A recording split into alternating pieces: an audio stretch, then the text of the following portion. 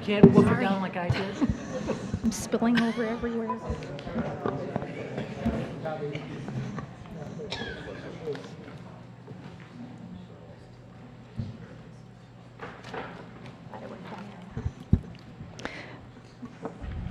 The Board of Commissioners is the governing body of Clatsop County, all county service districts for which this body so acts, and as the Clatsop County Local Contract Review Board is now meeting in regular session. Please stand for the flag salute. Pledge allegiance to the flag of the United States of America and to the republic for which it stands, one nation, under God, indivisible, with liberty and justice for all. May we have the roll call, please? Commissioner Sullivan? Here. Commissioner Webb? Here. Commissioner Nebaker? Here. Commissioner Quila? Here. Commissioner Thompson? Here. Thank you.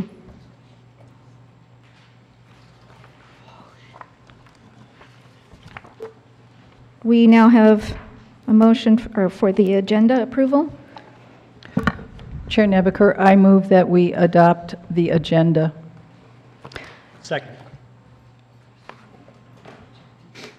All those in favor? Aye. Aye. Aye. Any against? Okay. Now we have a proclamation. So we have some people who are here to be recognized as volunteers, but then we have some people who are here who are receiving funding. So if you're here because you are a volunteer for the county, if you want to go ahead and step forward, and so that we can recognize you. If not, no pressure. You're a shy person. I'm a volunteer. I volunteer at the animal shelter. Awesome. Commissioners are volunteers? Yes? That's right. By charter. Thank you, Commissioner Webb, for volunteering at the animal shelter. You are so welcome.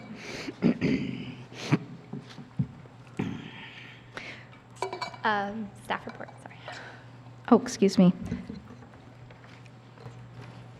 Kelly Stiles, our HR director. Yes, you get to see me at the beginning and the end of the meeting. So I am here representing Jane Duncan, who is our volunteer coordinator. National Volunteer Week is celebrated from April 7th through 13th, and it's customary for the board to pass a proclamation every year recognizing National Volunteer Week. Quickly, some statistics we compiled from 2018.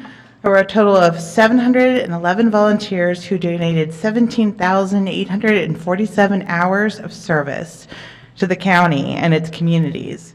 And these hours represent a monetary value of $440,000, $641.61, to be exact. So on behalf of the volunteer services, the recognition committee, I would like to thank all the volunteers in our county, and we will be having a volunteer recognition banquet on Tuesday, April 9th that you should have gotten your invitations for. Some of the volunteers who had email addresses in our volunteer tracking system received their invitations via email, and some received paper. So the event is at Fultano's at the Gerhardt Bowling Alley from 5:30 to 7:30, where we'll announce the Volunteer of the Year, so you don't want to miss that. Any questions? Okay. Thank you. Thank you. Will there be bowling? There will be bowling, yes, and food. Madam Chair, are you looking for a motion? I move that the board adopt and authorize the chair to sign the attached resolution and order proclaiming April 7th through the 13th, 2019 as Volunteer Week in Clatsop County. Second? All those in favor? Aye. Aye.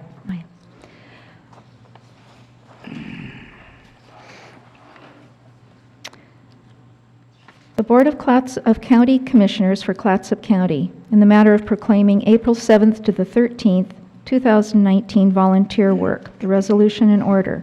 Whereas The entire community can affect positive change with any volunteer action, no matter how big or small. And volunteers give their time and expertise while expecting no compensation and are essential to the success of many educational, health, cultural, safety, and human service programs. And the giving of oneself in service to another empowers the giver and the recipient. And our county's volunteer force of over 700 is a great treasure. Now, therefore, be it hereby resolved that the Board of County Commissioners of Clatsop County honor and thank the dedicated volunteers of this county who give so freely of their valuable time, energy, and abilities by proclaiming the week of April 7th through April 13th, 2019 Volunteer Week. And in keeping with the theme of this year's observance, Celebrate Service, the Board of County Commissioners encourages everyone to acknowledge the invaluable service provided by all the volunteers in our community who come together to tackle society's greatest challenges, to build stronger communities, inspire others to serve, and be a force that transforms the world. Thank you. If I had a flag, I'd wave it.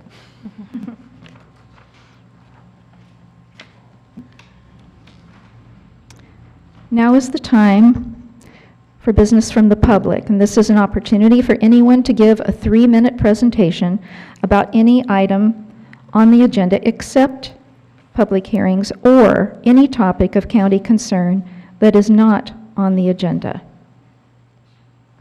And we have one, John Dunzer. Please come forward and state your name and address.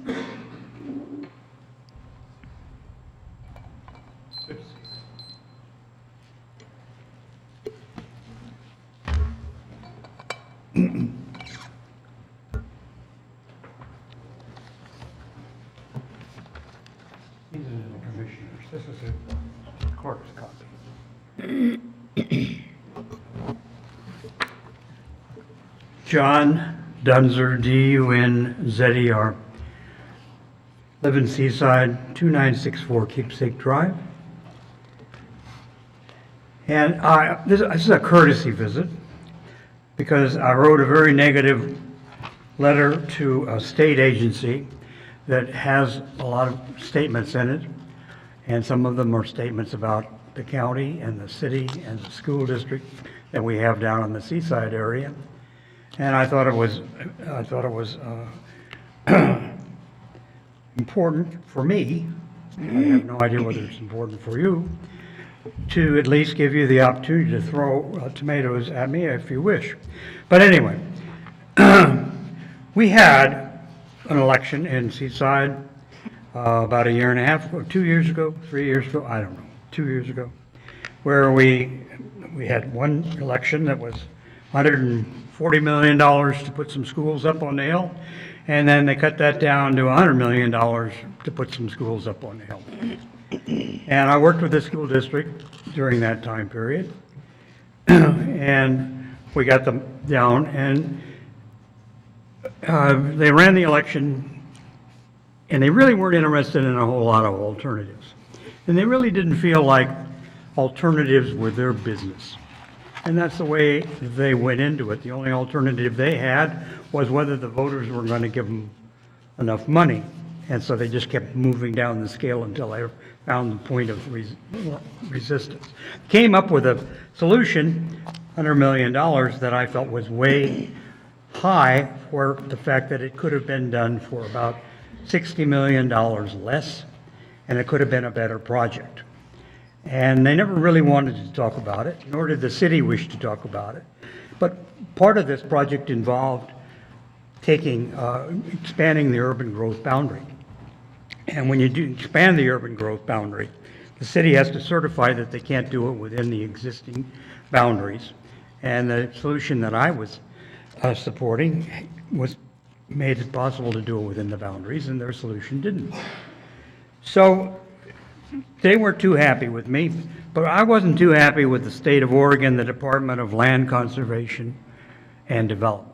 Because before this entire episode started, that particular department, which is in charge of our state planning goals, wrote a letter saying, we think this is a great project. Now, And then they went on to say how Seaside is the most wonderful place in the world, and that they worry about tsunamis, and they're just the greatest people, and so. And I thought this letter was extremely poorly timed. They should have been waiting and seen what the alternatives were. Is that the final bell? The final bell? Mr. Dunzer, I can give you one more minute. Thank you very much. I'll make sure I'm within that 1 minute. Okay. So my last sentence in here in this letter is, DLCD has demonstrated by its lack of analysis and reasoning on this project that it is not an organization serving the needs of the citizens of Oregon. And that's just the way I feel. And I think a lot of other people feel that way also, because you just don't jump the horse. Now, I got a lot of comments along the way, one from the head of your planning commission that said, why are you doing this, Mr. Dunzer? Don't you care about the children? Well, I've been on a number of school boards. Yes, I care about the children. But, you know, I wanted to spend the $60 million that we would save so that we would be able to save the 20 or 30,000 people that are going to drown in case we have a tsunami. Because the city of Seaside will be the first to not admit it, but will grudgingly say, and on the last page of your handout is an evacuation map. This is not an evacuation map. This is a map. These people cannot get to the space that they're supposed to get into between the time of the earthquake and the time of the tsunami. They're going to die, and nobody wants to talk about it. They should talk about it. And they should figure out they have no resources to build these centers. Thank you very much. Thank you. Thank you for coming. Thank you.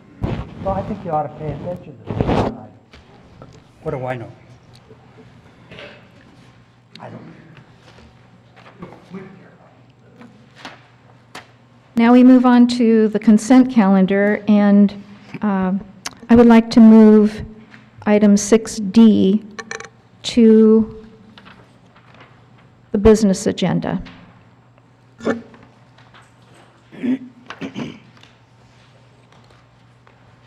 To become It will 9. come first. Okay. 9A, yes, thank you. I'd make a motion to approve the consent calendar as amended. Second. All those in favor? Aye. Aye. Any against? So moved. Now we have changed the order from what it has been prior. We've had commissioners' liaison reports at the end of the meeting, and that's usually after all the public has left. So it seemed like this could be a good idea for the public to hear information about our different appointments. So this will be only for our liaison assignments. And we'll begin with Commissioner Sullivan. Okay. I guess I'm a little confused on the liaison.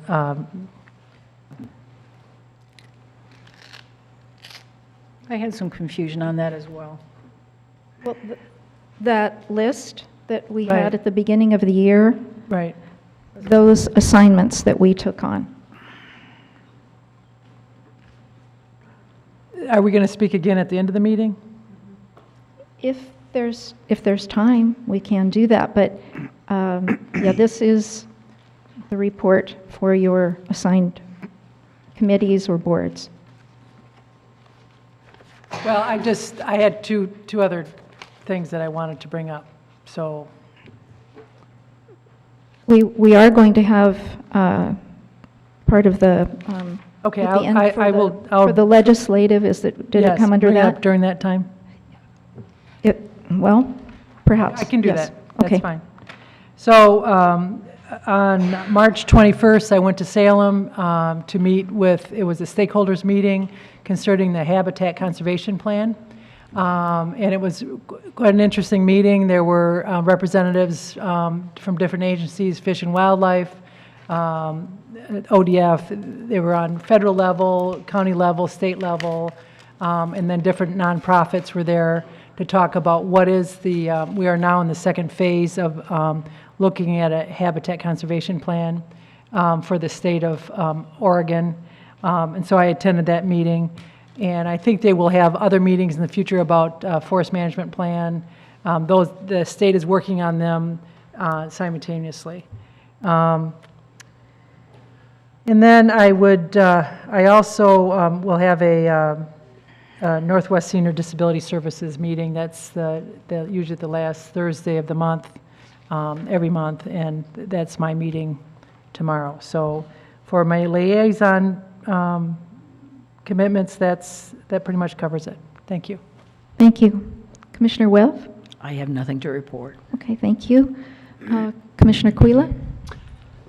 I attended my first Clatsop Economic Development Resources meeting yesterday. We had a great presentation from Columbia Memorial Hospital, but it was very informative. Enjoyed hearing about all of the exciting things happening in the future at Columbia Memorial Hospital. I also appreciated the discussion from all of the area businesses and representatives as part of that. And one of the things they do is they do a annual banquet and awards dinner. That's going to be April 11th, and it's going to be down at Seaside Convention Center. It's going to be at 5:30. And they're still taking nominations for people that might want to be recognized, or might want to nominate somebody who should be recognized as an outstanding business in Clatsop County. So if you have somebody in mind, go ahead and contact me at the Chamber or contact Tammy Lambert at the SBDC at Clatsop Community College.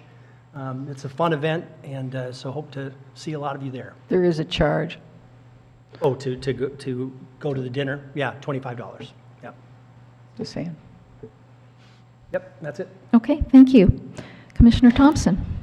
I'm the vice chair of both COLPAC, the Regional Economic Development Entity, and Northwest Act. It includes Columbia, Clatsop, and Tillamook counties, and so we meet every other month, go through COLPAC business, which is financial. They're revolving loan funds. What we're looking to do is regionally scoped economic development. I also attended CEDAR, not as the board's liaison, but as a private business member. And one of the things I heard that had my ears perked up was that there is a bank in town with money to lend. So it isn't just that the Small Business Development Center is willing and able to help small businesses. There's actually funding available for those small businesses from bankers, which is exciting, but COLPAC does that as well. We had a presentation from Stephen Brooks of Pilot Resources to talk about opportunity zones. Opportunity zones and enterprise zones are way too complicated to talk about here, but they're larger scale tools to allow us to do economic development. So that's important. That's where we talk about those. If anyone is interested in working further with me on this, I welcome your participation.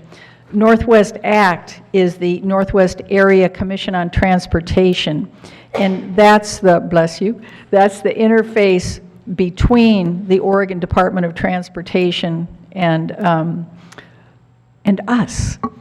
So for those of us down in my neck of the woods, they're going to work on the lights in the Arch Cape Tunnel really soon. So anybody who's traveling south on 101, you just be ready, because there's going to be some traffic slowing.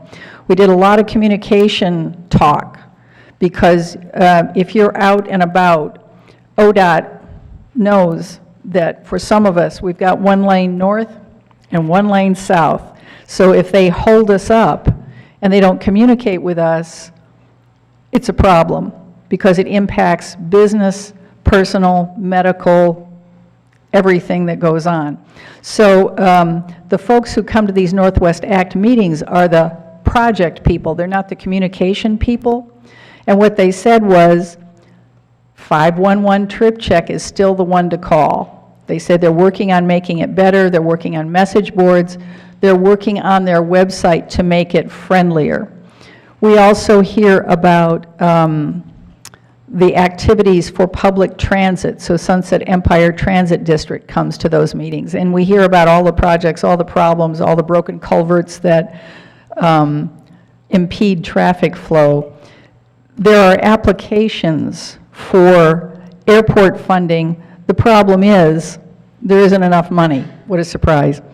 But there is at least, on the part of the port director, a local representative who's looking at all of those airport funding issues on a statewide basis. So I really appreciate Mr. Spence, who's here as the chair of the Port Commission. I appreciate your commission and the work that your executive does on behalf of aviation all over Oregon. I just wanted to point that out and say thank you. We're also looking at sexual harassment training. So we had the training in the presentation because it's important. So I think we as a board ought to consider doing that as well, just so that we stay on the right side of the law. I don't know if the parliamentarian has anything to say about that, but it's, or the county council or whatever. We have training that we're, For the board? Fabulous. Again, anyone who has questions about that, I'm happy to work with you. So that's enough on that. Thank you. Thank you, Commissioner. I attended the Arts Council of Clatsop County meeting. Emily Engdahl from Blue Collar spoke to the council about art as business and education in business for the artists. Artists, as is often the case with other small businesses, are not well-versed or savvy about business practices and soon realize that this is a needed skill and sometimes too late. As we know from the study that was done, art creates jobs and brings considerable money into our economy, so practical support for artists can further stabilize this segment of the economy. Astoria High School will be performing Willy Wonka. Get Lit at the Beach will have known authors from here and elsewhere speaking in Cannon Beach, April 5th to, April 5th to the 7th. April 12th is the state's day for honoring artists. This day was created by the efforts of one of our local high school students who lobbied the legislature a few years back. I think she was a freshman at the time. Biz Kids met with art makers and had hands-on experiences learning how math is needed for art business. They, I believe they worked with Fort George, helping to craft their, the handles. Haunted Astoria Spirit Fair will hold a short story writing and photography contest October 27th through the 29th. People from outside the area are signing up. I'm wondering if this will turn into a Fisher Poets. Maybe there aren't as many people who are interested in this, but that's all I have. Now we will have the county manager's report. So the county recently learned that the city of Warrenton, who is currently the only wastewater treatment facility in the county, who takes septage from septic tank pumpers, is restricting the times and types of wastewater they will accept. The reason for this restriction is because it's becoming increasingly difficult for them to treat the septage that causes problems with their wastewater treatment facility.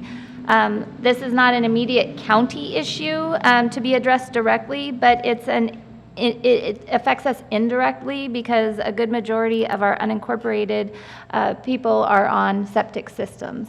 So this is something that in the near future may increase their costs because they won't be able to, the septic pump trucks will have to take the septic much further away to dump it up in the Portland area.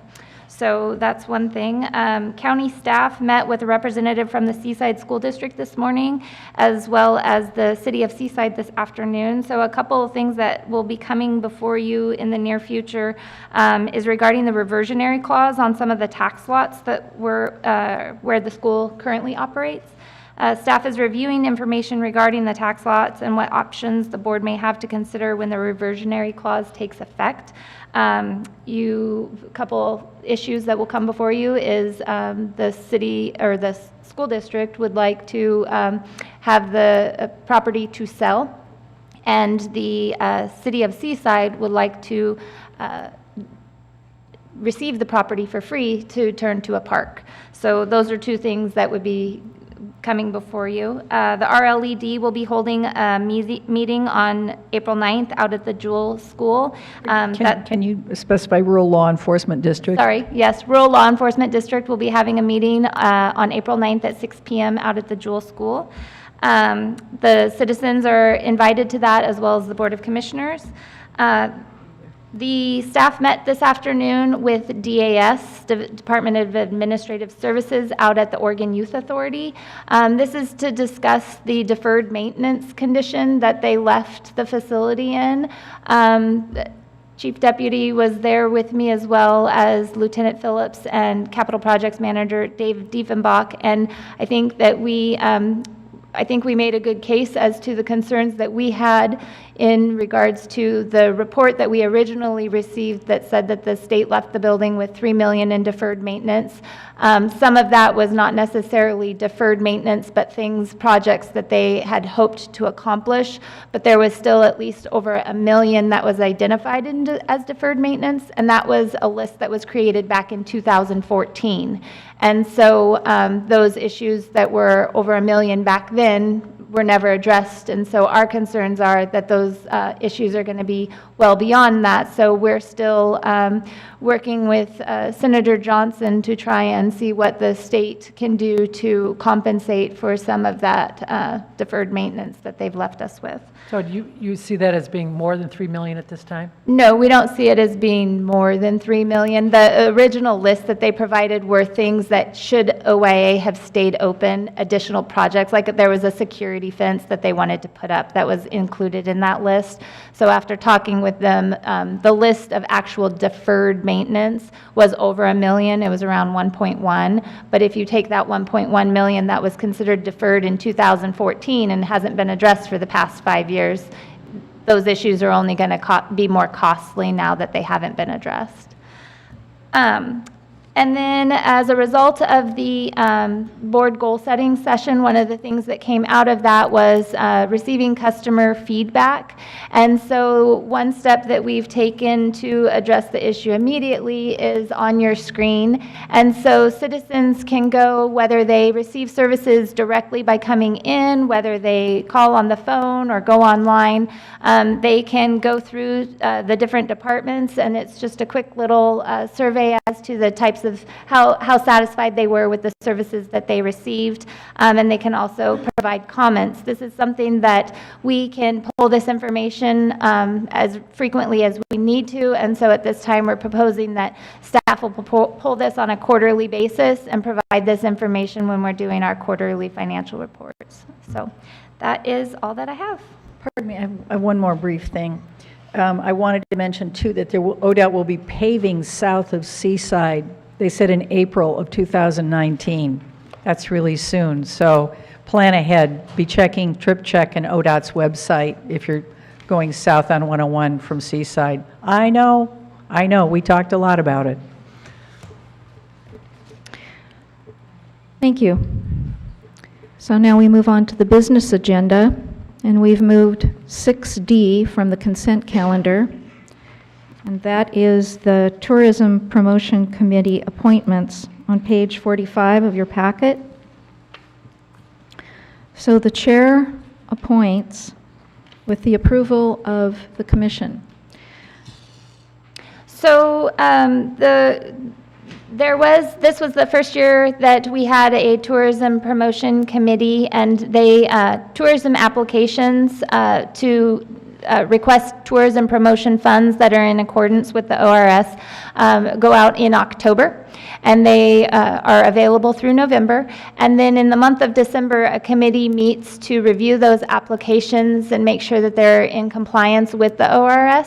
And then depending on the requests received, the amount of the requests, and the funds available, the funds are then distributed. We have heard back from the Oregon Restaurant and Lodging Association as far as adding more members from their association to that committee. And so what we are proposing is that we have a committee that consists of Dawn West, Christine Cochran, sorry if I'm saying your name wrong, Brandon Kraft, Carolyn Wubin, Harold Gable, and then we would have a liaison of the assessor Suzanne Johnson and Steve Meshke from the parks. They would not be non-voting members, but they would be there just for staff support to answer any questions. Madam And I have Chair, to, I'm sorry. I wanted to make a motion. Can we do a motion?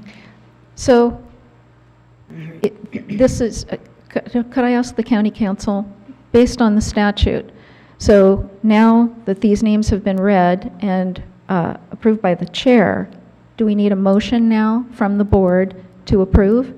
Is this how you understand it? Based on your administrative ordinance, which I realize from what I'm hearing today may conflict with your board rules, but the administrative ordinance is the law that controls. Your board appoints, and the board can certainly delegate that to the chair. If the board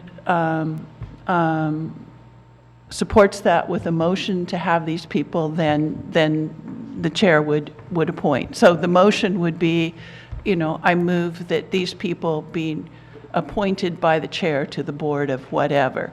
But your ordinance does require the board to vote on the matter, either to allow the chair to do it or to actually appoint the people as a body. So I want to make the motion so that then, I assume you're wanting to recuse yourself, but I don't know. So I move to appoint Harold Gable, Carolyn Weben, Don West, Christine Cochran, and Brandon Kraft to the Clatsop County Tourism Promotion Committee by the chair. I'll say it like that and hope that it meets muster. Second. Chair Nebaker, I need to recuse myself because Don West is my employer. Thank you. Is there discussion? Very well. So the motion is that the chair appoint Harold Gable, Carolyn Wubin, Don West, Christine Cochran, and Brandon Kraft to the Clatsop County Tourism Promotion Committee. And is there any further discussion? No? The pending question is, the chair appoints Harold Gable, Carolyn Wubin, Don West, Christine Cochran, and Brandon Kraft to the Clatsop County Tourism Promotion Committee. The clerk will call for the vote. Aye. Aye. Aye. Aye. The ayes are 5, the noes are 0. So the motion is adopted. Madam Chair, point of order. Yes. I appreciated Commissioner Sullivan's recusing herself. I've heard I'm asking you or the parliamentarian, I'm not sure where to look, should we be asking on every motion if any commissioner has a conflict of interest to declare or wants to recuse themselves? And so I don't know if we want to talk about that now, but I think it's something that we ought to consider. Okay. I think we could consider that at a later time. Thank you. Sure. Unless you want to make a motion. Okay. Okay, next. I have so many papers here. What page? Oh, yes. Now we move on to the sale of foreclosed property to a former owner of record. Staff, please tell us what we need to know. So you have a presentation in front of you, Chair Nebaker and board, regarding the Maple Road property that we've talked to you a couple of different times in the past. And my recommendation was going to be tonight to sell to the owner of record, because I think it's a very important part of the statute that it allows us to sell back to the owner of record if they are able to meet the requirements. But quite disappointingly, my confidence level in the owner of record being able to follow through with cleanup or even to purchase the property is gone. So I don't think we have to talk about it too much more other than if you have questions, but I would like to change my recommendation to offer the property for sale at the next auction. Any questions? Question? Yes, Commissioner Thompson. I know that the Director of Assessment and Taxation is by self-declaration, and by my experience of her, a very compassionate person. I take your recommendation very seriously. I know that you go the extra mile to, whenever possible, work with people to do the right thing. And so if you're saying that your confidence is gone, I believe you. Thank you. Questions for staff? I would just like to second that remark. But You questions? tried very hard to make this happen, and I really respect that. Thank you. Are there questions of staff? Any further I appreciate you coming and letting us know. questions? That's what we're trying to practice now, is just asking questions of staff. Okay, then we'll look for a motion, if there's no more questions. My question would have been, is there any reason to disbelieve you? But never mind, I didn't, okay. So, Madam Chair, I would move that the board accept the recommendation of staff to put the 82483 Maple Road property back up for, is it sale or auction? Public auction. Public auction, thank you, public auction. At the next opportunity. Yep, second. Oh. Let's see. Okay, discussion? Oh. Sorry, it is, could you, I don't have that motion in front of me, so. Thank you. So it is moved and seconded that the board accept the resolution and order as presented approving the sale of 82, no? So that's not it. Public auction. Oh. Recommendation of staff to Recommendation that staff put 82483 Maple Road up for public auction. Is that correct? Is there any discussion?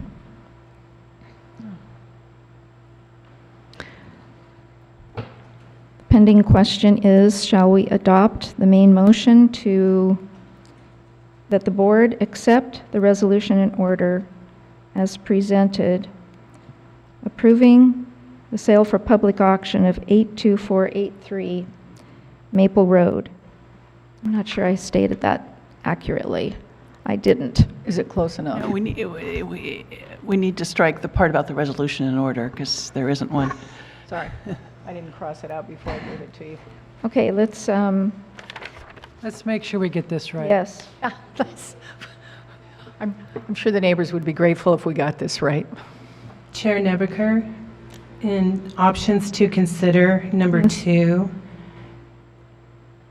does that help a little? Oh, okay. Okay. Well, wait, let's see, what do we do now? All right.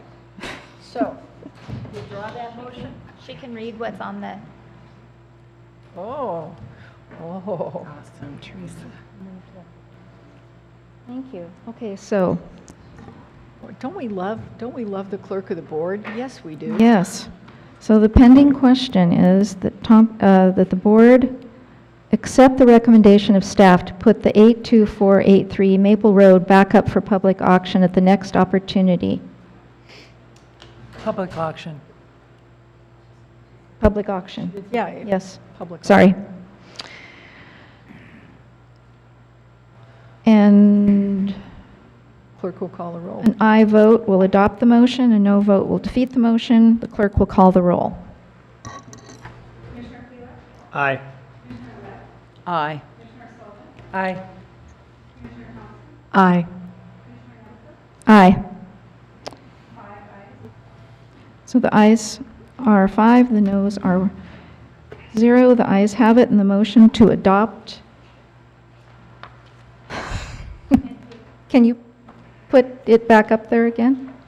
Just so grateful for staff's hard work and the neighbors' persistence. So just to make it clear, I want to say it again because it got confusing. So that the board accepted and the recommendation of staff to put the 82483 Maple Road back up for public auction at the next opportunity. Thank you. It's been a long time. Been a long time. Now we will move on to the Human Services Advisory Council recommendations to outside agencies, page 79.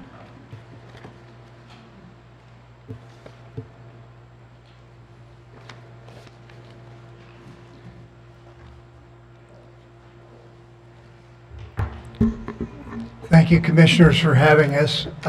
We're here for two reasons. The first is that our current recommendations for funding to outside agencies is before you tonight, and we're here to answer any questions that you might have. The second is we have a brief presentation involving last year's grantees, and we hope by that to convince you that this is a good program and that you should consider funding it for some time to come. I'm joined by Linda Crandall, who is my assistant on our council, and she's an indispensable board member and my right-hand man. I want to talk a little bit about our current recommendations. We sent out a report to an invitation to 250 nonprofits in the county, and we received 17 replies. Because there are so many replies, we differed a little bit from our usual choices, and we chose to fund more people with less money each, so that we could broaden the impact of our grants. We understand, of course, that these grants are entirely up to you guys, and we are recommending them, not granting them.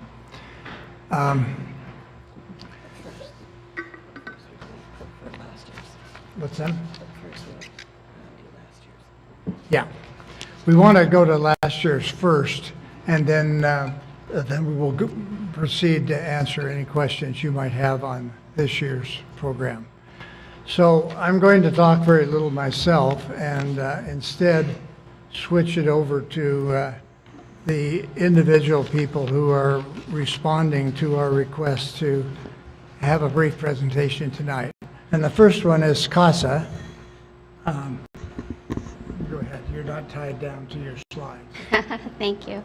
CASA, our mission at CASA is to provide training to volunteers to speak on behalf of children that have been abused and neglected in our county. And so CASA serves probably 100 children in our county on average in a year. And we currently have about 35 volunteers. Our goal is to have 50 volunteers that are specially trained to serve these children. What we find is that when a child has a CASA volunteer, it usually allows for them to find a permanent safe home in a shorter amount of time than typical when they're in the foster care system. We also find that usually it will lessen their chances by 50% of re-entering the foster care system if they have an advocate. And of course, I think it helps their education while they're in the foster care system to have an advocate. So we have 3 trainings a year that we provide for volunteers, and actually we'll just be starting our spring training April 10th, if anybody's interested. We're real excited about it, and we always look forward to being able to train just local citizens to serve these kids that are in our community. So we are grateful and thankful on behalf of our board and staff and all our volunteers. So thank you for this opportunity. Thank you. Any questions on the CASA project? Okay, the next is Armory Friends. Do we have anybody here from Armory? Well, since we don't have anybody here from Okay. Armory, I will be Armory representative. The program that they put an application in for last year purchased 25 pairs of skates. They have about 200 pairs of skates in disrepair and that need to be sorted out and fixed. But they, the program, the class is often as many as 30 kids come in to skate at this program. And before they skate, they're also given a lunch, which is a really good thing. They have other programs at the Armory. One of them that I think is an excellent one is on bullying. And it takes, it's kind of a mentorship program to help, you're never going to eradicate it, but to help with the bullying situation that we find in our area. They also have a large room venue for, it's probably one of the largest venue places for large gatherings in the in this area. The next one is Lunch Buddies. Yes. Good evening, everyone. Thank you for this opportunity. My name is Bridget Blakesley. I'm the mentor coordinator with the Lunch Buddy Mentoring Program, and we also have one of our co-chairs with us tonight, Rick Abrego. Would you? Yes, thank you. So the Lunch Buddy Mentoring Program is a school-based mentoring program that pairs at-risk students with positive adult mentors in schools throughout the county, ages kindergarten through 8th grade. These are students who could benefit from additional attention, bonding opportunities, and positive relationships with another adult in their lives. So our mentors spend 1 lunch hour a week with the students, and because it's a school-based mentoring program, they do not meet outside of school hours or during holidays. We know from research on mentoring programs that the longer the relationship lasts, the more beneficial the relationship is, and therefore we ask our volunteers to commit to at least 1 year with their student, but most of our volunteers mentor for many years. We have some that have been with the program for 10 years, and they've been working with students, the same student sometimes for up to 5 years at a time. So these relationships really develop and strengthen, and it's really great to see what it's doing for the kids and for the mentors as well. So as you can see on the slides, compared to their peers, mentored students are 46% less likely to start using illegal drugs, 27% less likely to start drinking underage, 52% less likely to skip school, And youth who were at risk but got a mentor are 55% more likely to enroll in college, 78% more likely to volunteer regularly, and 90% more likely to be interested in becoming a mentor later on, which we have seen in our program. So these are statistics based on mentoring programs in general. That could be school-based or community-based, but it just goes to show the opportunity that giving a student a mentor can have. So, next slide. That's all I have for you. Oh, okay. Well, so in an effort to expand our program, we are committed to doing so in a way that is sustainable for our program longevity. So we've been working with different community partners on fundraising this last year. And currently we have 40 active mentors who are working with 47 students in grades K through 8. Of those 40 mentors, 17 are new since last August. And in the last 2 years, our board has worked really incredibly hard to rebuild the program using grants and fundraising efforts to strengthen our financial stability. This year, we expanded our services to Napa and Hildalati and are currently in communication with Jewel School about expanding there in 2019-2020 school year. So as we continue to grow and expand, again, we're committed to doing so in a way that promotes program longevity. So in addition to our external efforts like community partnerships, mentor recruiting events, and other things like that, we're also focusing on several areas internally so that the program can move forward, again, with sustainability in mind. So we've designed a new mandatory training that all of our mentors will go through every other year. And it's 3 hours, and it covers our program-specific policies, expectations, boundaries, and it also goes into great detail about the ins and outs of mandatory reporters, because our mentors are mandatory reporters. It also gives mentors a chance to learn from each other so that they're building skills that make them confident, not only from the material that we're giving them, but from sharing stories and building community amongst themselves, which we've seen, and it's really incredible to witness. We have a really wonderful group of volunteers, and I'm excited that you spoke about Volunteer Week tonight, because I grew up in this county, and having moved back here and working in it as an adult, I'm really amazed at the commitment of volunteers we have here. It's really wonderful to see. So we're also currently working with a graduate student who's conducting a program implementation review on our program as her capstone project. She's assessing to what extent are our staff implementing with fidelity the mentoring program and what key factors are affecting successful implementation.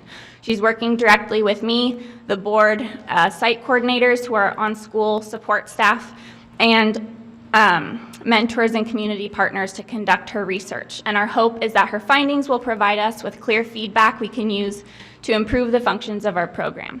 Also, through her research, she's helping us generate materials like logic models and data collection surveys that will be really beneficial for us to acquire future funding. So our next fundraiser is a Friends and Family Night at Gearhart McMinimans on April 9th, which seems to be a really popular night this year. From 5 p.m. to close, 50% of the restaurant proceeds will go to our program that evening. So tell your friends, tell your family, bring your neighbors. It'll be great. Thank you. Hope House. Cheryl was going to be here tonight to talk about her program, but unfortunately she's ill. So right now I'm Cheryl. Hope House provides a variety of programs, outreach and education supports, and therapy for families and children. The home-like setting, as well as the various therapy and visiting rooms, is set up to maximize comfort and minimize anxiety for children as well as parents. Hope House offers training, supervised visitation, and various therapies and support for disadvantaged families in the community, as well as any family in need. Hope House will provide the details as to how the grant, well, the way they use the grant money in this is for those kinds of programs that will, specialized in the younger child and working with the families. The next one is North Coast Food Web. North Coast Food Web is, they weren't, You're here? Awesome. Okay, good. Awesome. Right there. You will be much better than me. Hello, I'm Jessica Tontisuk, and I'm the Executive Director at the North Coast Food Web. And our mission is to cultivate healthy communities and a vibrant economy through food and agriculture. So we're based in Clatsop County, and our mission is really twofold. So one part of it is focused on nutrition. I know that a lot of y'all are familiar with our program, but so it's focused on teaching kids how to cook and about our community food system and healthy nutrition. And they're working in the kitchen. They're actually using real knives and a commercial stove, and they're making recipes from scratch, which is a really powerful tool and skill for them to take on for their whole life. And the other half of our mission is really focused on our local food producers and farmers. And we produce things like our food guide, which I know most of you have seen at this point. And we're working with Travel Oregon on some agritourism activities and really just trying to figure out how we can bolster that part of our economy because it's so rooted in what we love here. And I have copies of our annual report from 2017. If I can just leave those with y'all, then I can be done. But thank you so much for supporting us. Good. I have one further comment before we move on to to this year's grants. We view your grants as a contract and not as a gift. And as such, we demand that the grantees come back to us with a full report of exactly how they have spent the money. And all these that you've heard from tonight have come back to our committee and have submitted a satisfactory report to all of us. And we can continue to feel that way. We are very concerned that this money not be thought of as a charity, but rather as a means of multiplying the income and of very important stewardship of the funds that we give them. Madam Chair, may I ask a question? Yes. Well, I have one more comment before you ask, because maybe it'll answer it. Also, lest you think this is all we do, is just review the grants and then have them report back to us. We also periodically go and check them. And we go in and do site visits so that we can see what the program is doing and make sure that they're doing what they said they were going to do. No. Thank you. Thank you. I believe that you're conscientious stewards. My question was in the nature of outcome measures. So I'm interested in outcome measures. I don't know if you're asking for those, but you strike me as a responsible group, and I think if you're not, you might well be. We don't want to carry on with all this in the meeting, but I think it would be useful for us to see those outcome measures if you have them. Okay. Thank you. Okay. I'm going to turn it over to Linda to talk about this year's grants, but I think you have in your packet a list of the 11 grants that we gave out. Only one... That we are making recommendations for. Yeah. Only one was given the entire amount they asked for. All the rest of them were given a partial amount, but significantly enough money to make a difference in what they asked for. So we did not give anybody so little money that they couldn't accomplish their purpose. In your package, you should find the recommended proposals for funding outside agencies. You can see with each of the grants that we're recommending to you, the project amount that their project is going to do, as well as the amount they requested and the amount that we recommended. All of the applicants, we have let them know what the amount was, since it's in some cases substantially less than what they had been asking, to see if they were able to do their project with that amount, and then knowing that they were going to have to fundraise for the rest. So far, everyone has come back and said, yes, we would be willing to do that. There was one applicant that did put an application in, and there is a box on the application that says are you willing to take a lesser amount? And she checked no. Since she checked no, we weren't able to consider her because we were not, this year, like Bob has said, we were trying to make it so that we could affect more people. So that's why we gave smaller grants available with the larger amount that you gave us this year. I can go through them, or you can, if most of you have gone through them already yourself when you went through your packet, I will be willing to answer any questions you have. Questions? I wonder, if I may, Madam Chair, I thought it was very interesting that when you looked at these, you applied a matrix for the Clatsop Vision 2030. I thought that was very creative on your part, and I like that. So thanks for adding that additional bit of focus on these programs. In their application, they're told that their applications will be judged against that. And in the past, we haven't really put it out in visual form. And I thought this year that that would be something that you'd be really interested in. I was, thank you. That's all. Are there questions about any of the agencies or how it was arrived at? Oh, you know I have a question. Well, what I'm looking at is the incredible need in Clatsop County. I mean, we're aware of our measures of, I want to call it community and individual distress. And my only concern about this is, are we as a board adequately addressing the problems? Well, so I like this is a time to question. I understand, but this is part of this, because I'm always going to look at the broader system issues as well as the specific application. So I don't know if that's within your purview, but it seems to me, as I looked at the statutory definition of what you did, that it might well be within your purview to give us the benefit of your considered opinion on really the unmet need in our community. And that's why we chose to do what we did this year, because we were also thinking along those lines, Commissioner Thompson, that we wanted to make sure that we were, if you notice the ones that we recommended, there's many demographics that are being served, whether it's the homeless, there's a couple of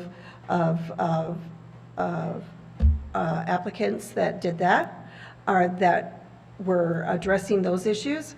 We have some that are addressing youth. We are addressing some that are people that their demographic was more toward the recovering addict and replacing bad choices with good choices and good habits. And so if you look at it, we kind of hit a lot of different demographics with the choices that we have chosen to recommend this year, including cultural demographics. Indeed. Yes. Well, I appreciate the approach to try to spread it out, and I would move that the board approve the Human Services Advisory Council recommendations for funding $30,000 to outside agencies including CASA, Hope House, Writers Guild, Otego Program, Helping Hands, Power Clean, VOCA, Warming Center, CCA, and LACIMA programs as presented. I second it. It is moved and seconded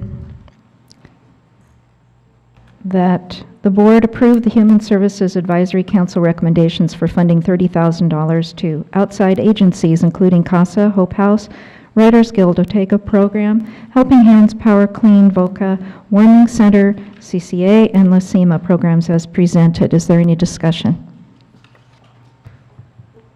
Well, I too wish that we had more money to give, because I know it must be a very difficult choice. There's so many good programs here that are applying for aid. And thank you for doing the hard work on this. I'd like to note that this $30,000 was restored from before the downturn in the economy, which it was at $30,000 before the downturn, and then due to budget cuts, it went down to $7,500. And I agree with Commissioner Thompson. There are so many unmet needs. And perhaps it could be increased in the future. Is there any further discussion? I'd just like to say that I particularly appreciated the format that you gave us about your decision. It was very thorough. I really kind of understood it by the time I read it, which was obviously a lot of energy went into it. And this is really, really helpful. Thank you. Is there further discussion? The pending question is that the board approve the Human Services Advisory Council recommendations for funding $30,000 to outside agencies including CASA, Hope House, Writers Guild Otago Program, Helping Hands, Power Clean Voca Warming Center, CCA, and LACIMA programs as presented. An aye vote will adopt the motion, and no vote will defeat the motion. The clerk will call the roll. Commissioner Webb? Aye. Commissioner Sullivan? Aye. Commissioner Thompson? Aye. Commissioner Aquila? Aye. Commissioner Nebeker? Aye. The ayes have it, and the motion to adopt, I don't have to read that again. Good. Thank you. Thank you very much. Thank you. Thank you for all your work.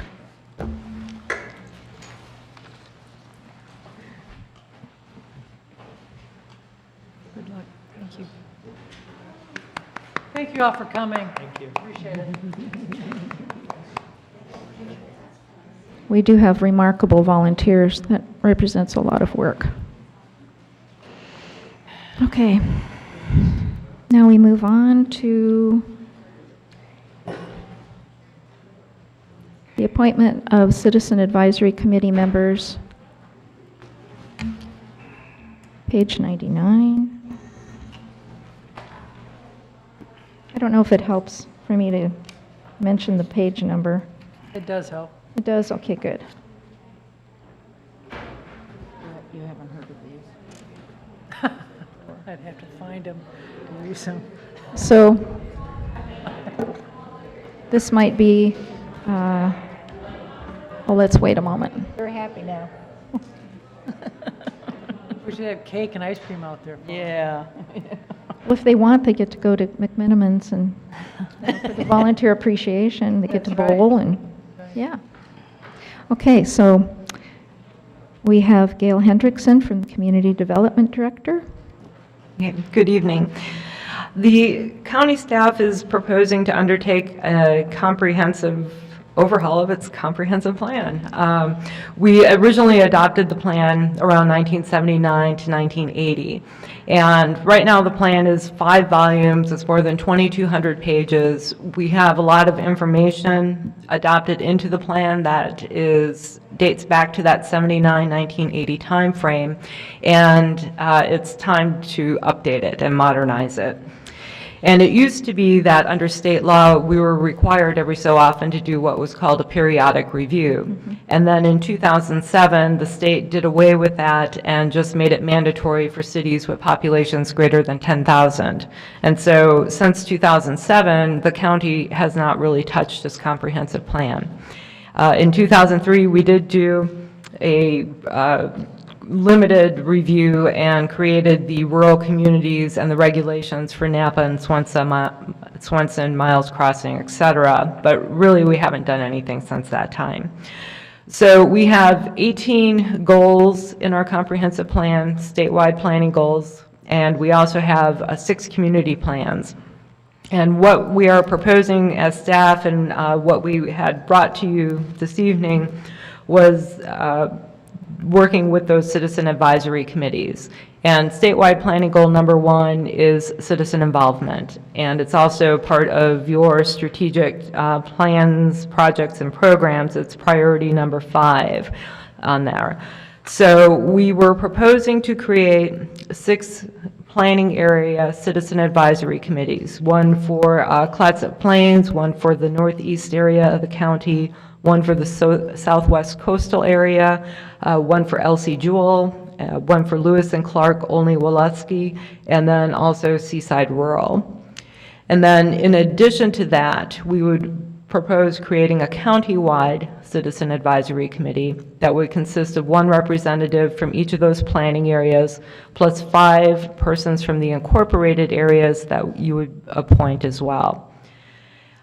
We had brought that information to you this evening, along with the scope of work, a public involvement plan, and we have provided recommended names to the board chair to consider for appointment.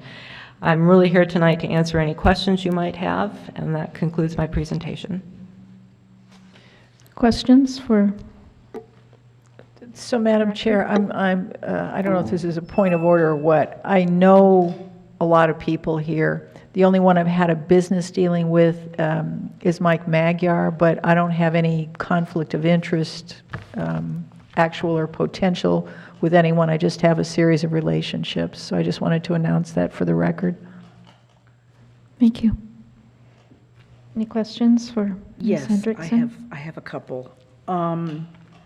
You said in your report that you were looking for envisioning 3 to 5 members for each of these committees?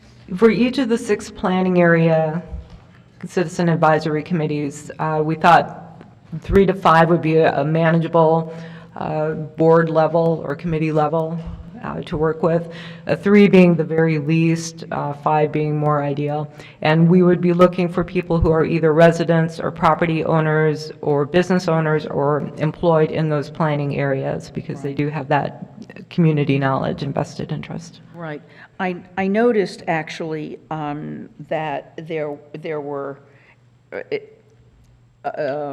an excess number of people who from the urban places in the county. Yes.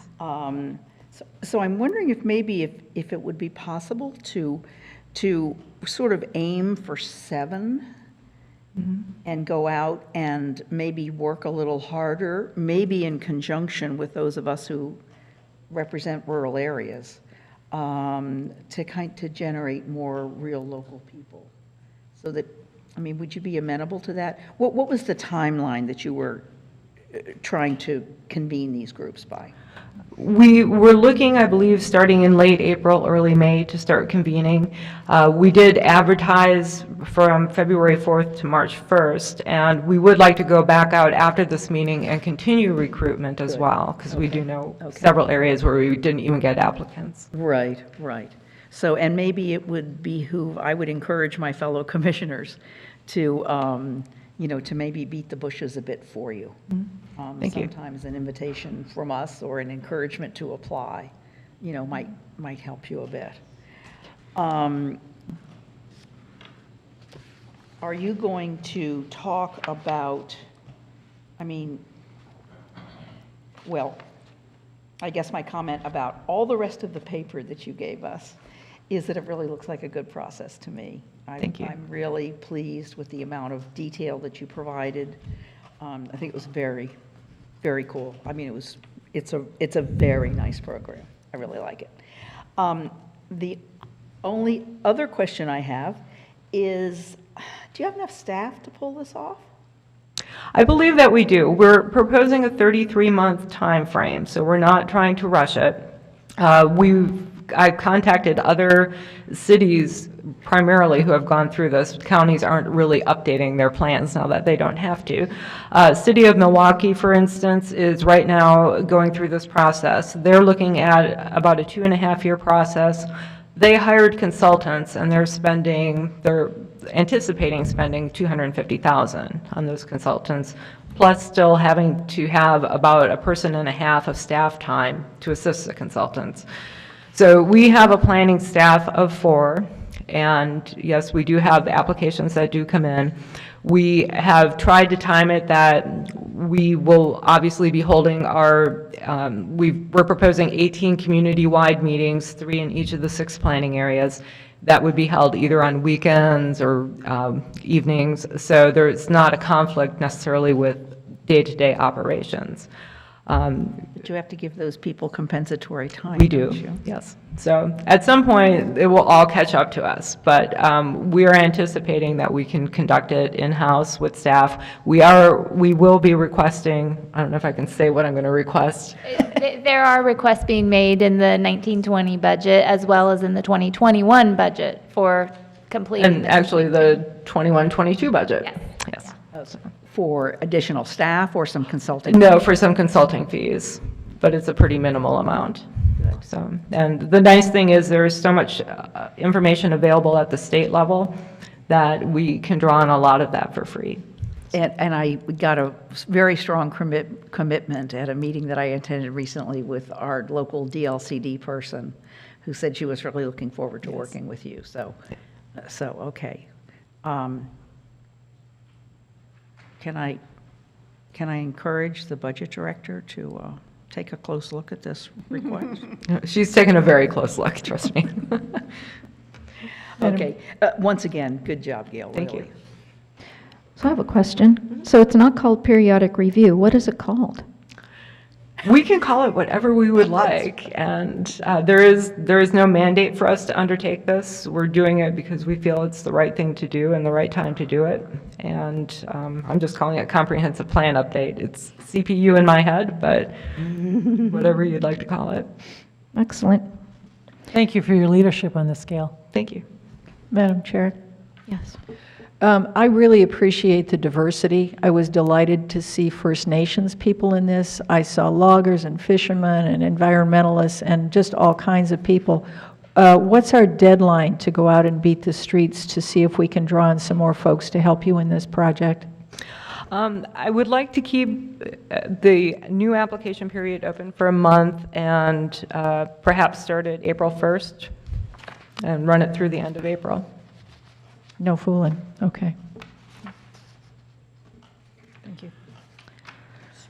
So, yes. So as I understand it, we have to do this in 3 steps, correct? So first, I would move that the board create planning area citizen advisory committees for the Clatsop Plains, Northeast, Southwest Coastal, Elsie Jewell, Lewis and Clark, Olney, Woluski, and Seaside rural planning areas, and a countywide citizen advisory committee for the purpose of updating the goals and the policies of the Clatsop County Comprehensive Plan and to adopt planning area and countywide citizen advisory committee bylaws as presented. We, Is that correct? No? Nope. That was correct. You read. Yeah. That's your How do we first- do this? That's the first one, and you need a second, and to vote on that, and then you proceed down the list. but we don't need bylaws. Pardon? We do not need bylaws for an ad hoc committee. But But you per- can have them if you want them. But per the ordinance that was discussed earlier, there is a recommendation as far as bylaws. So we're not Okay. may I ask just a clarifying question? Is that okay? It's okay with me. Okay, so we're adjusting to new ways of doing things so that we're in accordance with our parliamentarians' recommendations. We're also need to be legally compliant according to county council. And so we're, it's like mixing a foxtrot with a tango. It's a little complicated. I think if we follow what Commissioner Quila said, to make that motion, I could second that motion.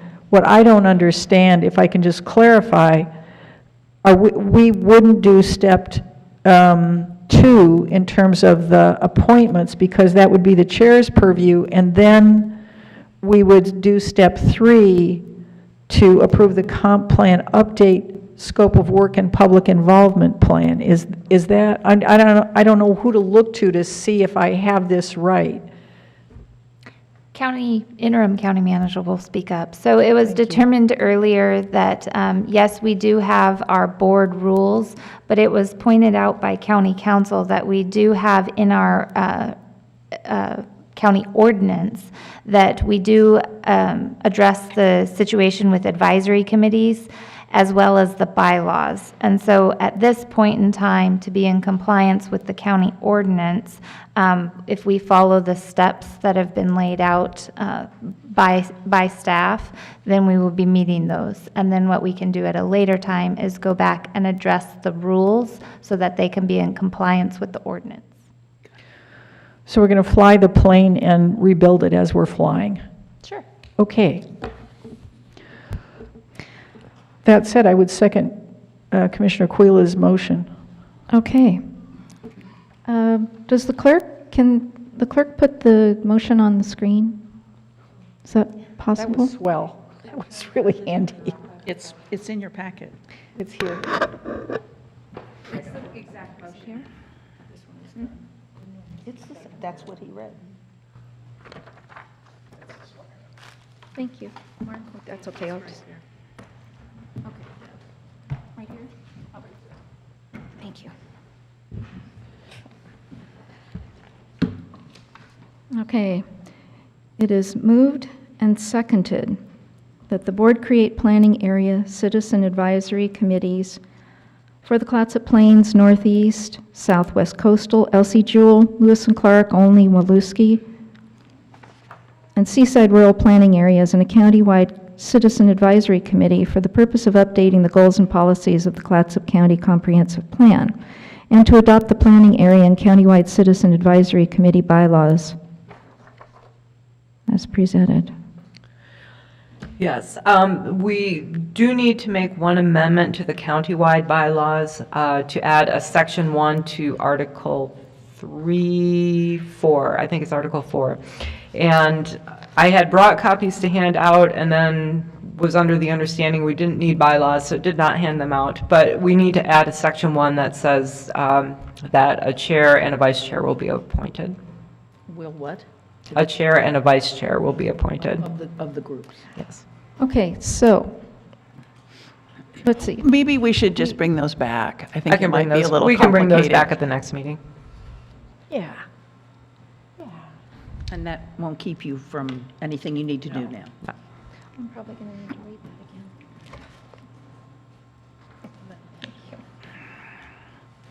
that again. All right, is there discussion? No, she's got to read it and vote on it. Okay, great job.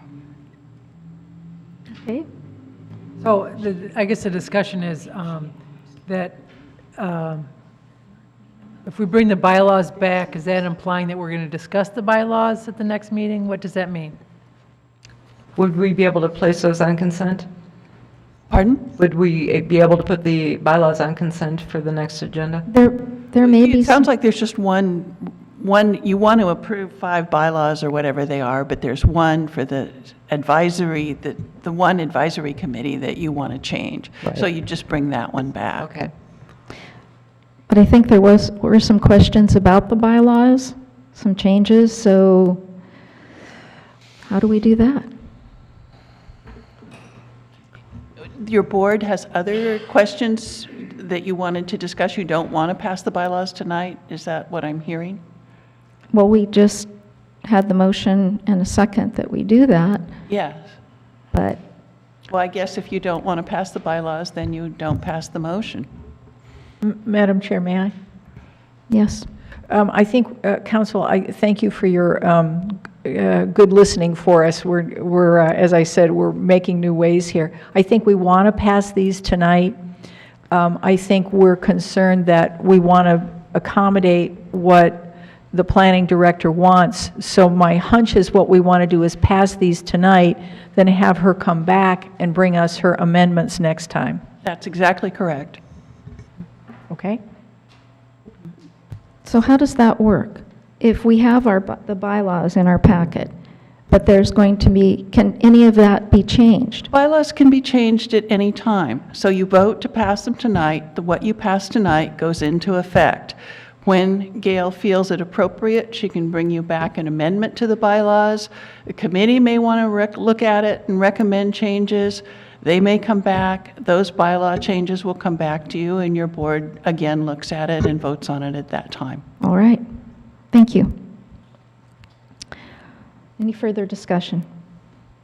Okay, so the pending question is that the board create planning area citizen advisory committees for the Clatsop Plains Northeast, Southwest, Coastal, LC Jewell, Lewis and Clark, Olney Waluski, and Seaside Rural Planning Areas, and a countywide citizen advisory committee for the purpose of updating the goals and policies of the Clatsop County Comprehensive Plan and to adopt the planning area and countywide citizen advisory committee bylaws as presented. The clerk, an aye vote will adopt the motion, a no vote will defeat the motion. The clerk will call the roll. Commissioner Sullivan? Aye. Commissioner Thompson? Aye. Commissioner Quila? Aye. Commissioner Webb? Aye. Commissioner Nebeker? Aye. The ayes have it, and the motion to adopt, the motion is adopted. Okay. Okay, one down, two to go. Yeah, so, this back to you, and I guess we're back again. Chair, Yes, Commissioner Sullivan. we'd have to read all those. I'll let somebody else do it. Oh, yeah. Do we have to read the parliamentarian? Let's see. Now we're doing the advisory committee. Mm-hmm. So the way it was done before, what was that motion for the tourism? How did we do that? We have them all here. But we asked the chair to, pardon me, may I? We asked the chair to appoint because we understand from our parliamentarian that that's the proper language. Is that agreeable to county council? And then I would read the names? You can always delegate that to the board chair, yes, absolutely. Right, that's what we did with the tourism. That's correct.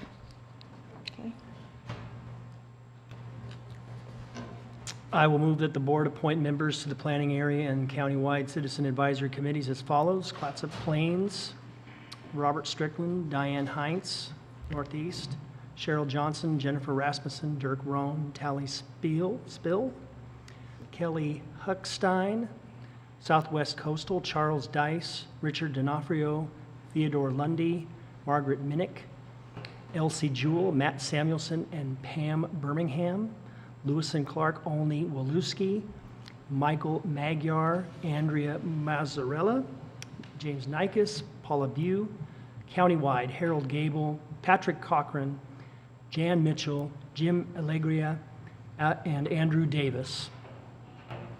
I second.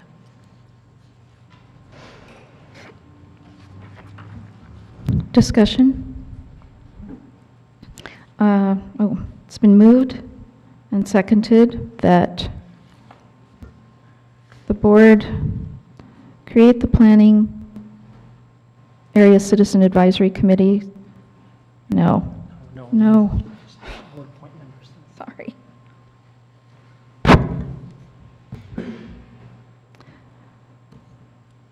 It is moved and seconded that the board appoint members to the Planning Area and Countywide Citizen Advisory Committee as follows: Robert Strickland, Diane Heinz, Cheryl, Should read the areas too. okay, Clatsop Plains, Robert Strickland, Diane Heinz. Northeast, Cheryl Johnson, Jennifer Rasmussen, Dirk Rohn, Tally Spilly, It should be Spiller. pardon me? Spiller, I left an R off the. Oh, Spiller, okay. Kelly Huckstein, Southwest Coastal, Charles Dice, Richard D'Onofrio, Theodore Lundy, Margaret Minnick, Elsie Jewell, Matt Samuelson, Pam Birmingham, Lewis and Clark, Olney Waluski, Michael Magyar, Andrea Mazzarella, James Nikes, I'm sorry, I'm not pronouncing these right, Paula Bew, countywide Harold Gable, Patrick Corcoran, Jen Mitchell, Jim Allegria, Andrew Davis, and that's it. Okay. Is there any further discussion? Oh, can I dispense with the pending question, or do I need to say it again? She said it. You just said it. You just said it. I did? You just did it. Okay. An aye vote will adopt the motion, a no vote will defeat the motion. The clerk will call the roll. Commissioner Thompson? Aye. Commissioner Aquila? Aye. Commissioner Webb? Aye. Commissioner Sullivan? Aye. Commissioner Nebeker? Aye. The ayes have it. Motion to adopt is moved. Okay, step 3. I move that the board approve the comprehensive plan update, scope of work, and public involvement plan. Second. It's a little bit of typo on that one. Was there? It is moved and seconded that the board approve the comprehensive plan update, scope of work, and public involvement plan. Is there discussion? No. Pending question. Shall we adopt main motion that the board approve the comprehensive plan update, scope of work, and public involvement plan? An aye vote will adopt the motion, and no vote will defeat the motion. The clerk will call the roll. Commissioner Aquila? Aye. Commissioner Webb? Aye. Commissioner Sullivan? Aye. Commissioner Thompson? Aye. Commissioner Nebeker? Aye. The ayes have it, and the motion to adopt is passed. Okay, thank you very much. Thank you. Thank you. Thank you. Good work.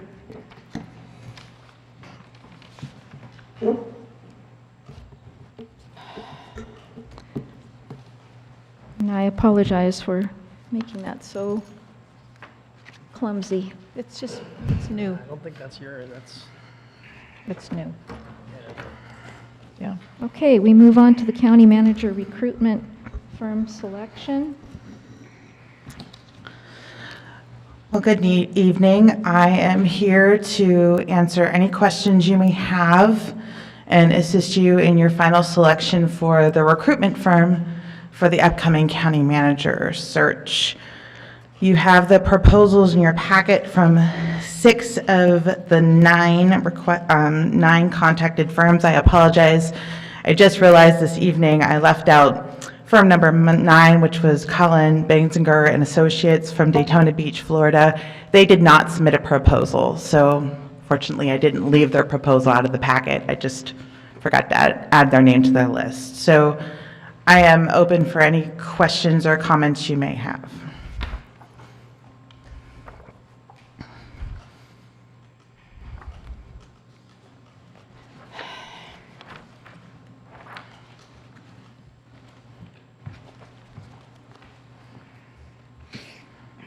Was it your opinion that this was a difficult choice?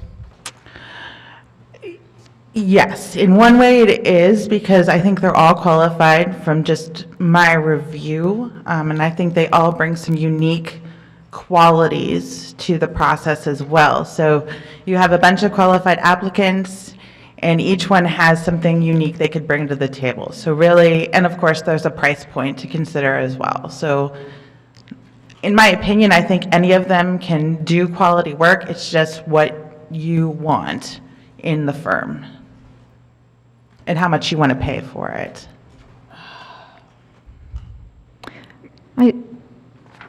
I noticed, and I don't remember which one offered to come back with a 360 review of the county manager. Yes. And I know that has been of interest to some of the commissioners. Which one was that? That's a really good question. I should know. I know I made a note somewhere. Also, there was another one that was recommended or used by the League of Oregon Cities and AOC. Which is Prothman. Okay. I do know that. Okay, OC and, okay. Which the county has used Prothman, not in the most recent search, but in prior searches, the county has used Prothman. I think it was, maybe it was Gov, HR.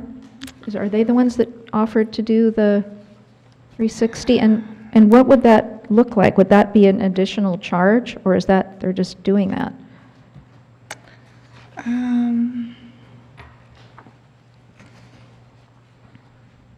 I don't think the 360 is the additional charge for GovHR. The additional charge is the citizen involvement, the POLCO, for a minimal fee, which they don't have quoted in their proposal. It would be something we would need to discuss with them if they're the firm you want. Okay, so that would be an additional cost. They weren't just throwing that in. Okay. And which one was that? That's GovHR. Yeah, okay, thank you. The 360, I think, is a different firm, to be quite honest with you, but I don't want to speak out of turn. Let's see if I can find Commissioner, Chair Nebeker, thank you. I am very interested in that, and I think I missed that point, so thank you for catching it. Okay. Welcome. Do you have more questions for Ms. Stiles? I do. I was a little confused about the Waldron and the Local Government Personnel Institute. Did they then ultimately choose not to submit? That's correct. That's too bad. I did get responses from Local Government Personnel Institute and Colin Basinger, which is the firm I left off, saying that their plates were just too full at that time, so that's why they didn't express interest. I never did get any feedback from Waldron as to why they didn't respond. Madam Chair, questions?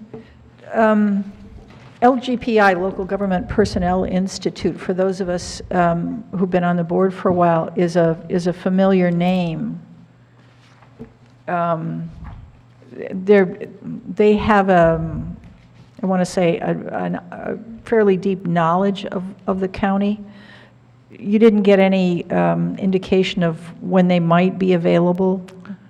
No, they just thanked me for thinking of them and submitting something to them, but that they were book solid with recruitment right now. Well. That's too bad. Yeah, they did a good job for us before, I thought.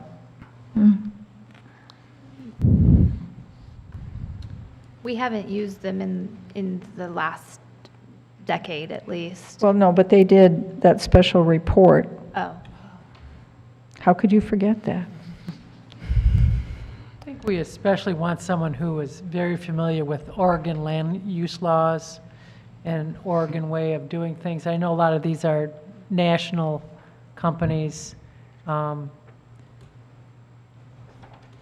That's my concern. Oregon is a unique state in that way. And the county has so much to do with land use laws. Do you want to frame that in a question to Ms. Stiles to see if she knows it? Which one would you recommend of having a deeper knowledge of Oregon land use laws? Well, Jensen Strategies is based out of Portland. So they are the Oregon firm in this batch. That's the only one? That is. Because the Association of Board, it seems like that one would also, Prothman. They're a national firm, but yes, the AOC and the LOC use them. Jensen Strategies, just for some information, assisted Cannon Beach with their city manager search. May I?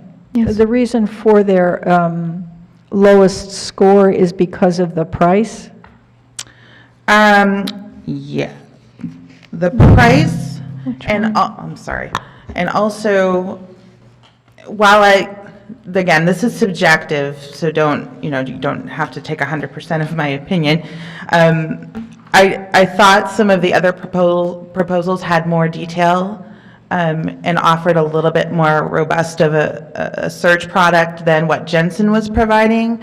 But I liked that, on the other hand, I did like that their proposal was quite succinct, that they have worked with Cannon Beach, so they're familiar with the Oregon coast. Also, the mayor of Cannon Beach highly recommended them. I reached out to him to get some clarification on the name of the company, and he recommended them. So, And is that rather like the Pope's blessing? Rich Mays, right? No, not that mayor? Oh, no, that's right. Rich was the city manager. Kidding. Never mind. I do like the idea of gathering citizen feedback. I like that very much. And I understand Illinois is a long way from here. So there's a push-pull in that. Are they? If I could speak to that, I have worked with GovHR 3 times. And I have actually worked with the recruiter they've selected, Mr. Steve Veach. So I'm familiar with this company, and I'm familiar with their product and their approach. And do you have an opinion about it? I think they're very comprehensive. They know municipal government. This is what they do. If you read the bios, the majority of their staff had long-term stints in municipal government, so they know their staff. Mr. Veach was a county administrator, was a city administrator. He knows his stuff. You are correct. They are based out of Illinois, so and when I looked at their recruitment efforts, they don't have any recruitment efforts currently in Oregon. So to Commissioner Sullivan's point, I don't know what type of knowledge they have of Oregon land use or anything Oregon-based. So there's a risk there. Ultimately, there's a risk in whatever firm you pick. I just have working knowledge with this company. I've not been disappointed with them. But again, it also boils down to what type of candidates you get and how they present them to you. So, Could you explain that, what you mean by that? well, so I will use the example what previously happened in my previous employer with the city of Unalaska. They used GovHR for their city manager search. In the first round of advertising, they didn't get a whole bunch of candidates. So they brought those candidates, which I think were 6, back to the city council. The city council didn't like any of them. So they asked GovHR to go back out and re-advertise.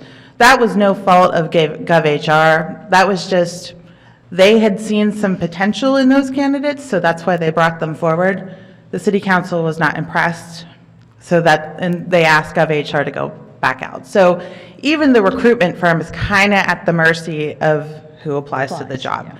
And that can kind of drive the quality of the process, and it can also drive the timeline, of course, of the process. So nobody's really in control of that.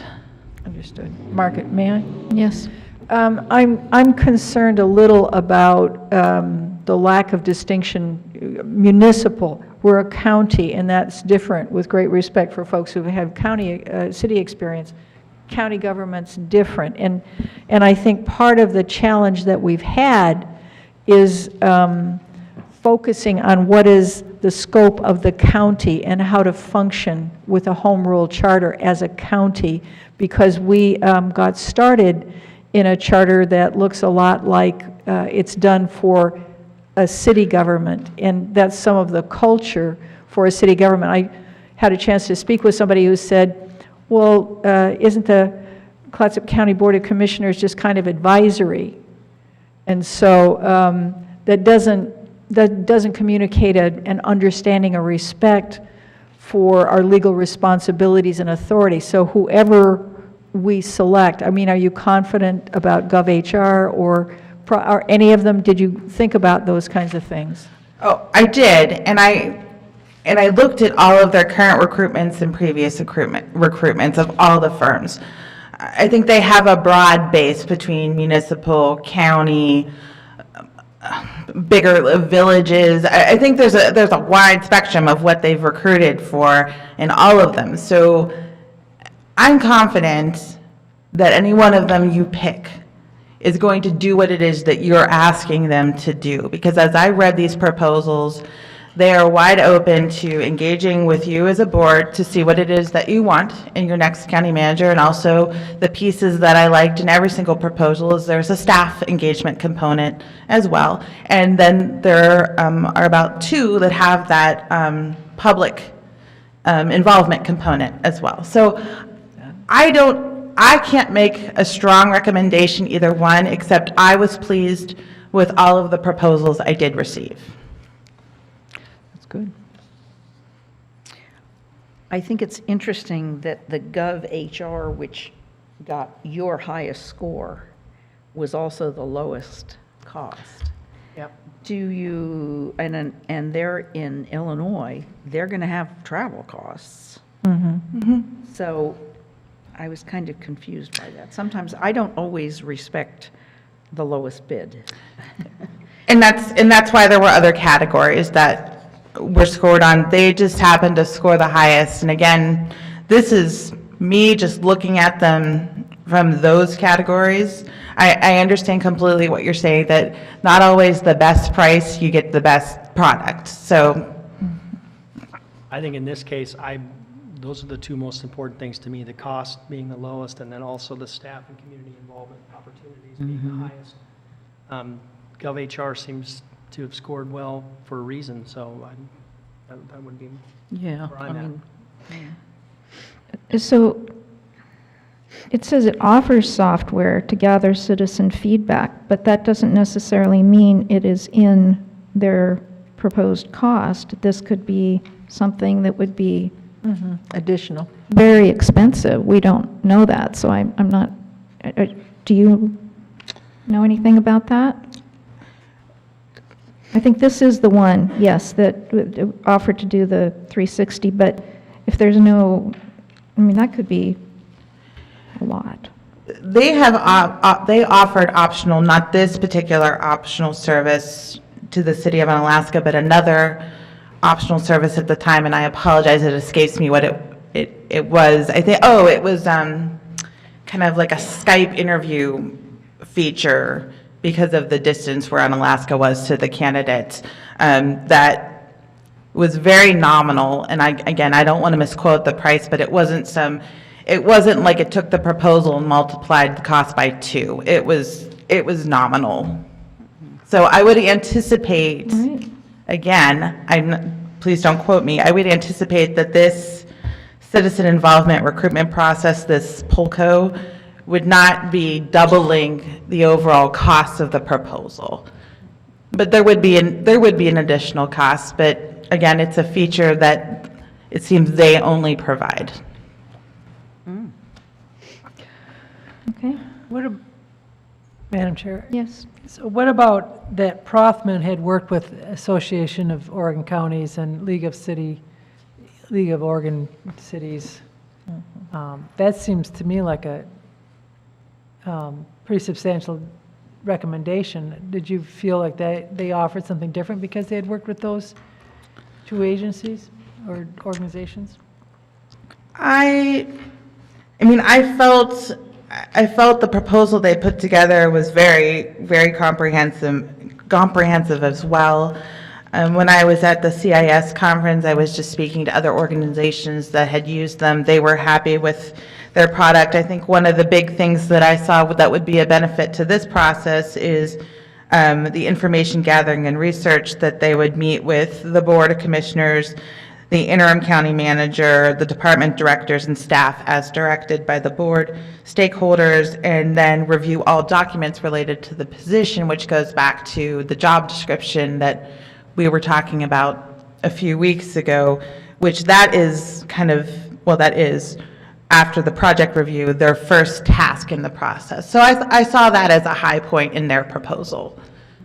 I think so too, I agree. It's Prothman you're talking about? This is Prothman, yes. Madam Chair? Oh, I'm sorry, Commissioner Webb. Well, I was, in terms of Oregon land use laws, Washington's land use system is modeled after ours, and anybody who has done work in Washington. And Issaquah, that wouldn't scare me away, I guess is what I'm saying. I think that it's the next best thing to being in Oregon. Sure. Did you have a question, Commissioner Webb? Well, I noticed that you've had years of experience that you rated. And I wonder about the combination. one of the things I think I didn't understand when I read them was the relative size of each of these organizations. Because sometimes, I guess I feel that it's not always necessarily a plus to have 47 years of experience. That doesn't, to me, maybe 10 years of experience means your folks are younger and more foot on the ground and, more in touch. What do you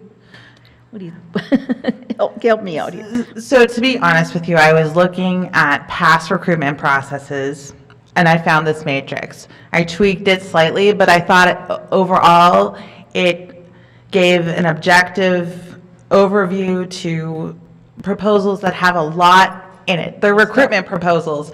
They're not going to be 100% objective because they're trying, number one, to sell a product, and number two, they're working with people who are not objective. So I tried to apply an objective process to scoring these, but it is your decision, and like I said, I think any of them will do a fine job. I just had to put something together to kind of give you a picture of what I was thinking based on any type of objective criteria I could find. I hope that answers. Madam Chair. Commissioner Thompson? I consider cost always, but not to confuse price with value. So in total, the difference in the bid cost is $12,500 from least to most expensive, as I do my math. I think I've got it right here.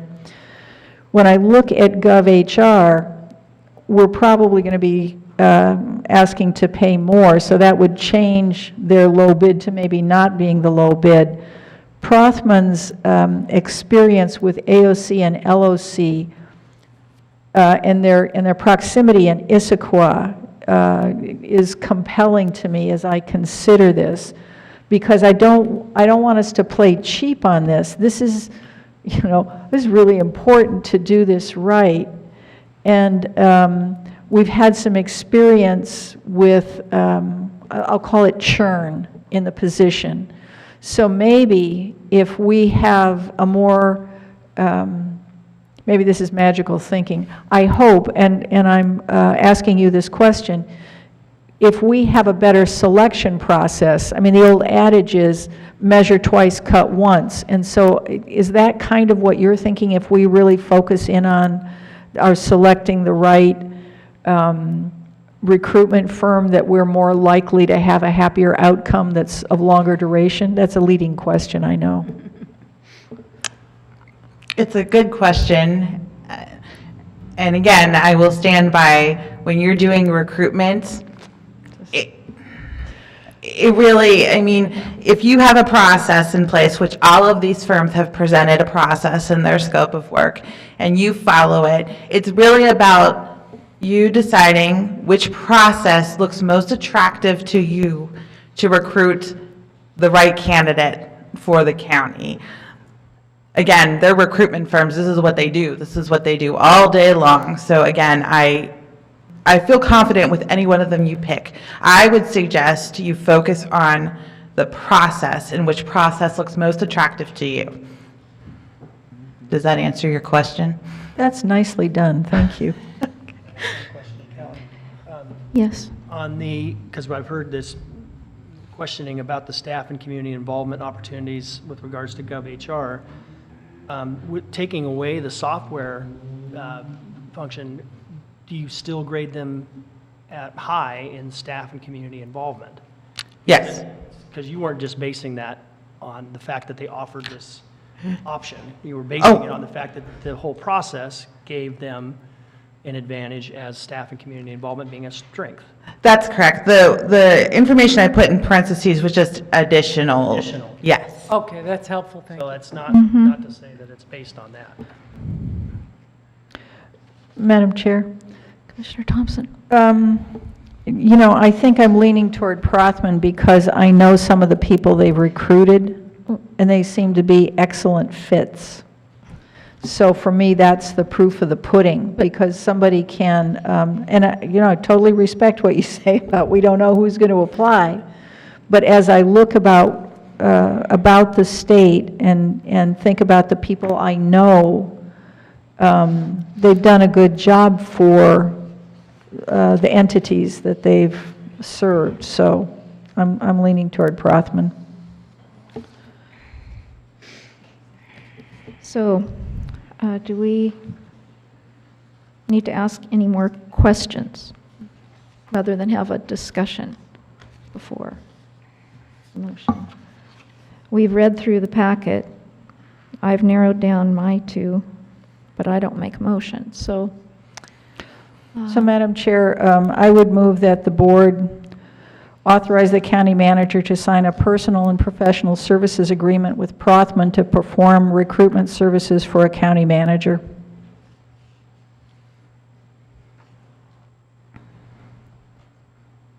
I'll second that.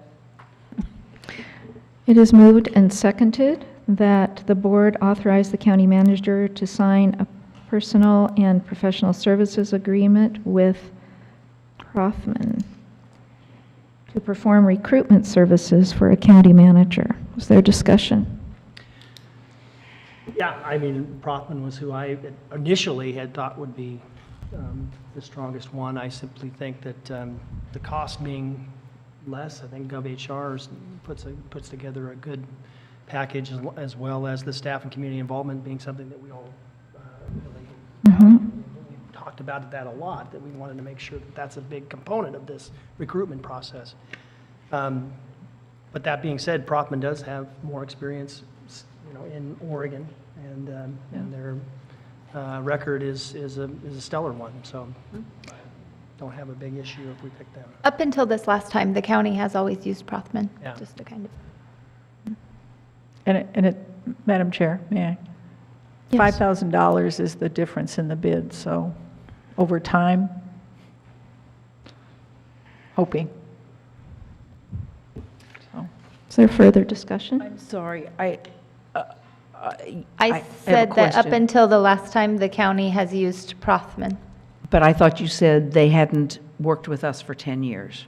Oh, no, that was Well, that was somebody, Yeah. LGPI. Yeah, I'm sorry, don't. and it was probably more than 10 years. I'm just saying in the last 10 years, we haven't worked with LGPI. Okay, I'm sorry. Well, in the county manager recruitment process. Thank you. Okay. Is there further discussion? This is really hard. Yes. I know, It it's is. a high-stakes game, isn't it? Yeah. I agree with Commissioner Aquila about that we want staff and public involvement, and that sometimes the lower bid is better. But I also agree with Commissioner Thompson that $5,000, if it steers us in the right direction, is probably a good, an okay investment, so. It does seem to be sort of a stamp of approval that the League of Oregon Cities and AOC have benefited. Any further discussion? Okay. So the pending question is that the board authorize the county manager to sign a personal and professional services agreement with Prothman to perform recruitment services for a county manager.